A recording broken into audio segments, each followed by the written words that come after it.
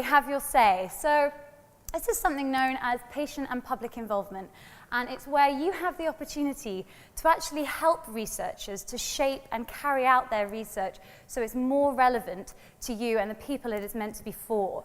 And it's an opportunity to actually work in partnership with them. And it's different from taking part in trials because you're getting to have your say and shape that research. It's a concept that's been introduced by the National Institute of Health Research, one of the biggest funders of research in the UK, and they recognised that it was really important and now ask for it as a requirement in the grants that they fund, that researchers show evidence of working in partnership with people affected by health conditions in the preparation of their grants and throughout the life of the research project.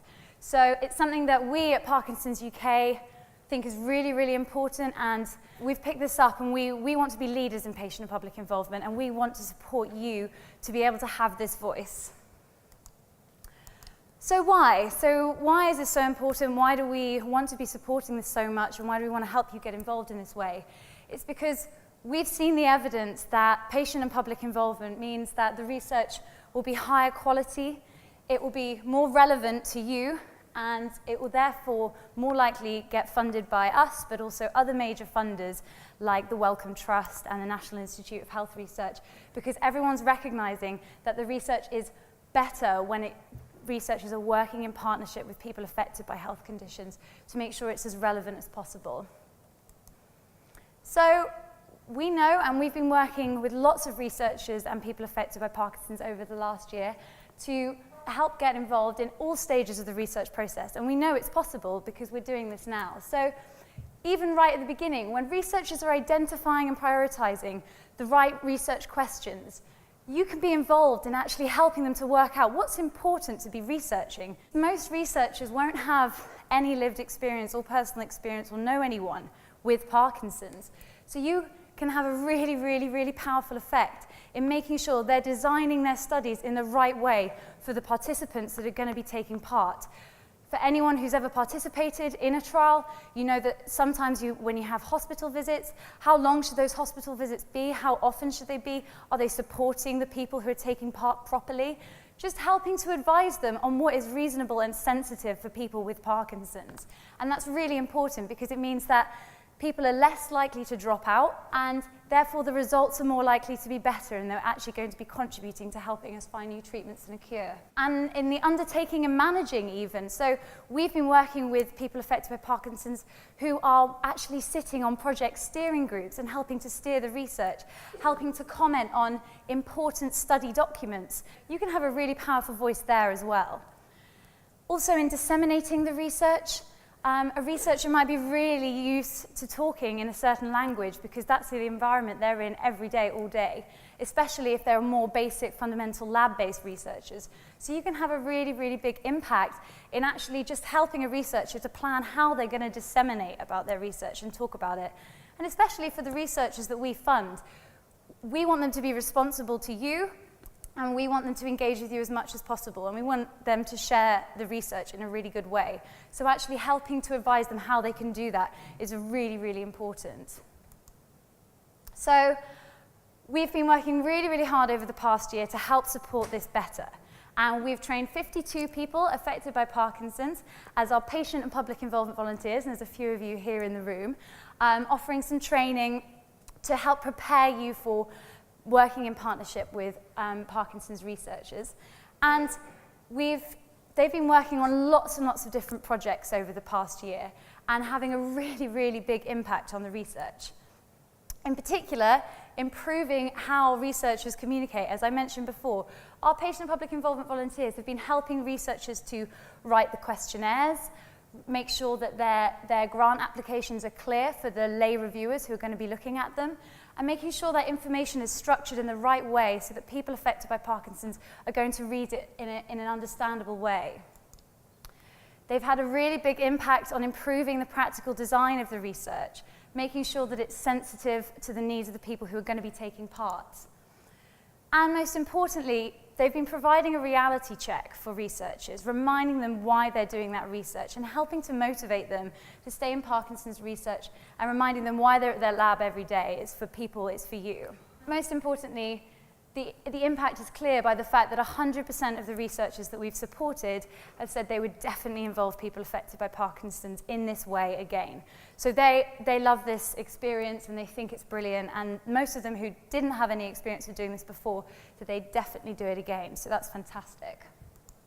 Just thought I'd give you an example of one of the projects we've been working on over the past years. So the Tracking Parkinson's study led by Donald Grosset, you might have heard of this or even be taking part in this.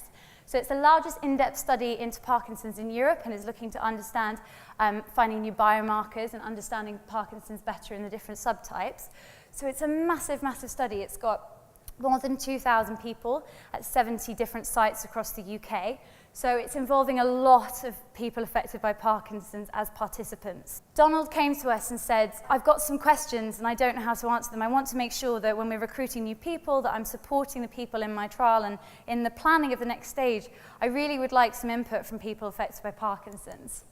So we set up a meeting at Parkinson's UK with our patient and public involvement volunteers, and Donald was able to then on that day get their feedback on lots of different aspects of the study, and they were able to provide their input and help bring that perspective in. So he, for example, was looking at the questionnaires that they use in the Tracking Parkinson's and making sure they were structured and laid out in a clear way. And the volunteers were able to highlight to him that each question needed a bit more explanation, and he said that was a real light bulb moment for him, and he hadn't expected that kind of feedback. But that's now fed into the trial, and he's still working with those volunteers now it goes on. And he knows now that he's tried his best to design the next phase as best as he possibly can for those people who are going to be taking part, which means it will most likely produce better results. And what about the impact on those who've been getting involved in this way? The overall kind of conclusion has been that it's been a really valuable experience for the volunteers. It's been a really interesting and new way to get involved in research, and it's given a lot of people a lot more confidence and feeling a bit more hopeful about the future. And most of all, that they have the opportunity to offer their perspective and that they feel that that perspective is valued in this process, which is fantastic. And also, it's a really nice opportunity to meet other people affected by Parkinson's as well. So as people with the condition, we can think of things that the researchers don't, and it's incredibly exciting and rewarding to be part of the planning and development of a research project. So it's had a really, really positive impact in that way as well. There's kind of lots of different methods to involvement, and I've spoken a bit about focus groups and meetings we set up, and that is one avenue, absolutely, that you can be involved in actually sitting in the room with the researcher and hashing out those ideas. But then we've also got lots of other different ways you can be involved. You can do lots of these things from home.